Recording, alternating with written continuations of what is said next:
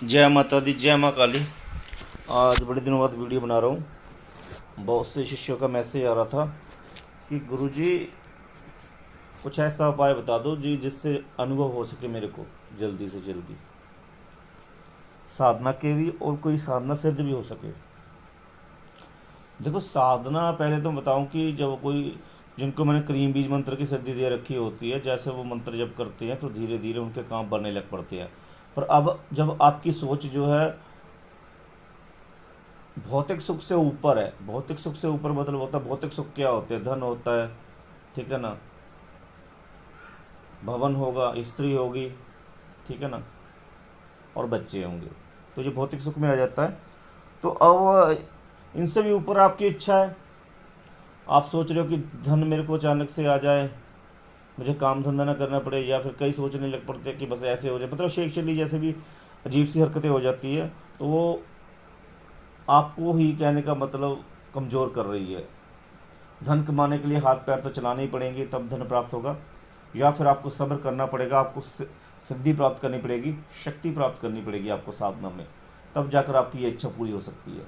तो उसके लिए समय लगेगा। और अगर आप घर पर बैठे रहोगे, काम धंधा नहीं करोगे, तो घर का जीवन नहीं कर पाओगे, साधना भी नहीं कर पाओगे। तो दोनों चीज़ें एक साथ चलानी जरूरी होती है, तभी कुछ प्राप्त कर पाओगे, ठीक है ना। अब जिनकी ऊर्जा ही बहुत कम है, ऊर्जा कम होने के कारण अनुभव नहीं होता है, ठीक है ना। दूसरी जो परलौकिक होती शक्तियाँ होती है वो अनुभव नहीं करा पाती, क्योंकि आपके अंदर न्यूनता होती है, मंत्र की तरफ भी ध्यान नहीं हो पाता ठीक तरीके से। क्यों? क्योंकि ध्यान इधर उधर भटकता रहता है लौकिक सुखों में। तो जल्दी अभ्यास करोगे इस विधि का तो आपको जो है अनुभव होना शुरू होगा। पर ये कितना मेहनत कर रहे हो इस ध्यान में, आपको ये आपके ऊपर डिपेंड करता है, ठीक है ना। अब गुरु, कई कहते हैं गुरु जी, गुरु तो 2 मिनट में सब कुछ करा देते हैं। देखो भाई, कल युग चल रहा है, द्वापर युग नहीं चल रहा, ठीक है ना। कल युग में आपको मेहनत करनी ही पड़ेगी, मेहनत करने वाला ही आगे बढ़ पाएगा। आपने देखा ना, आप कई कहते हैं कि हम तो भगवान को बहुत जपते हैं, फिर भी हमको दुख आ रहे हैं।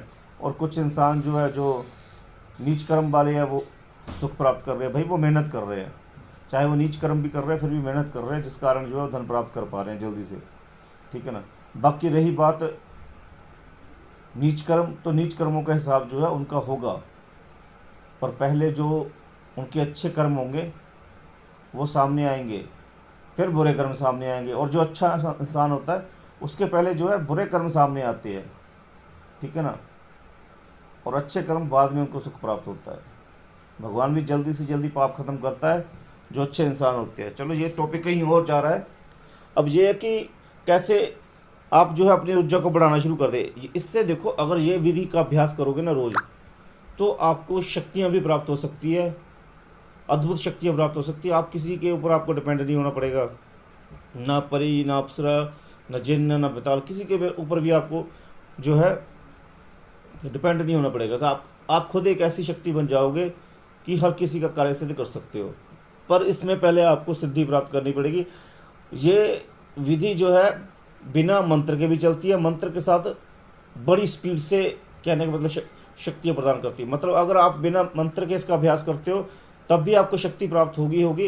पर अगर आप मंत्र के द्वारा इसका अभ्यास करते हो तो भाई मतलब बहुत ही हाई लेवल वाली शक्तियाँ प्राप्त होती है। वो ऐसे कि एक तो आपकी जो विधि है वो सिद्ध हो जाती है, उससे शक्ति प्राप्त होती है। दूसरा, आप मंत्र सिद्ध कर लेते हो इस विधि में, तो आपकी शक्तियाँ बहुत टॉप हाई लेवल की हो जाती है, सुप्रीम पावर इतनी हो जाती है आपकी शक्तियाँ, क्योंकि सुप्रीम पावर ही आपके साथ होती है जब जिसका मंत्र जब कर रहे होते हो।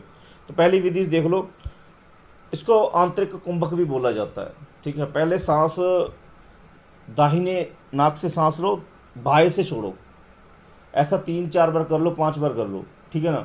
उसके बाद बाएं से सांस लो, दाहिने से छोड़ो, ठीक है ना, ऐसे ही 5 बार कर लो। पहले तो ये होगी विधि। उसके बाद आपने सांस अंदर लेना है, दोनों दोनों नाकों के जो छिद्र होते हैं उससे सांस अंदर लेना, अब रोक लेना है। अब रोक के जो है आपने एक इलास्टिक लेना है और एक लेने कटोरी, उसको जो है आपने अपने माथे का जो तीसरा नेत्र होता है उसके ऊपर कटोरी को लगा लेना है, जो उसका प्लेन पिछली परत होती है, और ऊपर से इलास्टिक बांध के उसको सिर पर जो है बांध लेना है। अब सांस छोड़ देना है, फिर से सांस लीजिए और सांस लेकर रोक कर अपने अंदर अपना ध्यान जो है ना वो कटोरी जहाँ पर छू रही है ना आपकी उस तरफ लगाइए। ठीक है ना। अब ये एक दिन में नहीं होगा, आप कितनी देर बैठते हो सिद्धि में और आप कितना जल्दी उसमें दक्षता प्राप्त करते हो, ये आपके ऊपर डिपेंड है। ठीक है ना। ध्यान लगेगा, पहले पहले जो आप सांस लेंगे ना अंदर रोकेंगे उसको और कटोरी की तरफ ध्यान लगाओगे, जिसको तीसरा नेत्र बोला जाता है, जहाँ पर वो स्थित है, तो धीरे धीरे जो है पहले आपका मन शांत होगा। ठीक है ना। ध्यान लगाने से मन शांत होगा पहले, फिर धीरे धीरे जो है जो सांस आप अंदर ले रहे हो रोक रहे हो वो ऊर्जा के रूप में, प्रकाश के रूप में, नीले प्रकाश के रूप में आपको दिखाई देना शुरू होंगी। आंखें बंद करके आपके मस्तक में तीसरे नेत्र को जब आप ध्यान लगाओगे नीले प्रकाश के रूप में प्रकट होगी। और धीरे धीरे जब जैसे जैसे ध्यान लगता जाएगा तो फिर वो आधा नीला होगा, आधा बीच में गोल्डन प्रकाश आएगा, जिससे जो है ये इस बात का सूचक होगी कि ध्यान लग रहा है धीरे धीरे, और ध्यान लगना जा रहा है। और जब पूरी तरह से आपका ध्यान लग जाएगा तो भाई एकदम से वो कहते हैं ना गोल्डन सुनहरी प्रकाश बन जाएगा। सांस आप जो अंदर खींचेंगे ना सुनहरी प्रकाश के रूप में आपके मस्तक पर दिखाई देगी आपको, उसी के ऊपर आपका ध्यान भी लगेगा और तीसरे नेत्र के ऊपर भी आपका ध्यान लगा रहेगा। ठीक है ना। और फिर एक समय ऐसा आ जाएगा कि आपकी जो कटोरी है ना वहाँ पर हल्का सा वो होना शुरू हो जाएगा, वाइब्रेशन होनी शुरू हो जाएगी बहुत ज़्यादा, और वो वाइब्रेशन आपको खींच के गोल्डन प्रकाश में से लेके जाएगी बड़ी स्पीड से, और आपका ध्यान लगना शुरू हो जाएगा। उसके बाद फिर आपको पता चलेगा कि ब्रह्मांड कितना बड़ा है और उसमें क्या क्या विद्यमान है। ठीक है ना। एक तो विधि ये है, दूसरी विधि ये है, बाकी सब कुछ सेम ही होगा। जब आप सांस अंदर रोकोगे तो आप तीसरे नेत्र की तरफ ध्यान लगाओगे तो उसमें आप क्रीम बीज मंत्र बोलोगे जो आप काफ़ी समय से जप कर रहे हो। ठीक है ना।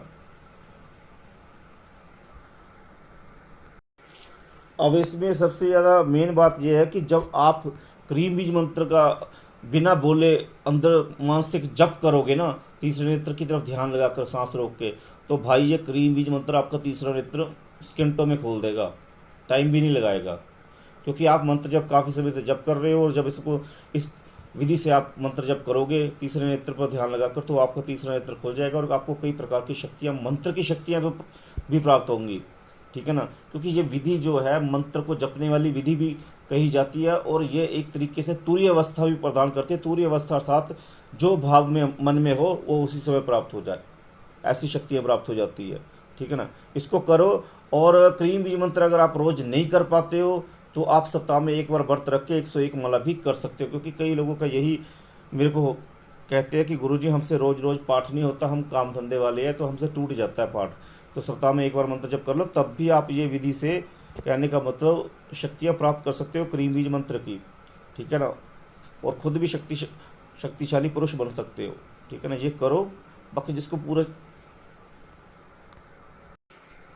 जिसको समझ में नहीं आया है ठीक तरीके से तो व्हाट्सएप से जुड़ जाए, व्हाट्सएप से जुड़कर इस विधि को समझे। पर यह विधि वही व्यक्ति कर सकते हैं जिन्होंने दीक्षा ली हुई है। बिना दीक्षा के विधि जो है आपको काफ़ी नुकसान पहुंचा सकती है, क्योंकि गुरु का मंत्र भी होता है जो आपकी रक्षा करता है। ठीक है ना। और इसमें पूरे ही चांस होते हैं शरीर को किसी प्रकार का नुकसान भी उठाना पड़ सकता है अगर आप गुरु के सानिध्य में ये चीज़ नहीं कर रहे हो। तो गुरु के सानिध्य में करनी है। अगर आपके आसपास गुरु है तो उससे दीक्षा लेकर उससे भी ये सब विधि समझ के कर सकते हैं, अगर उसको विधि आती है तो।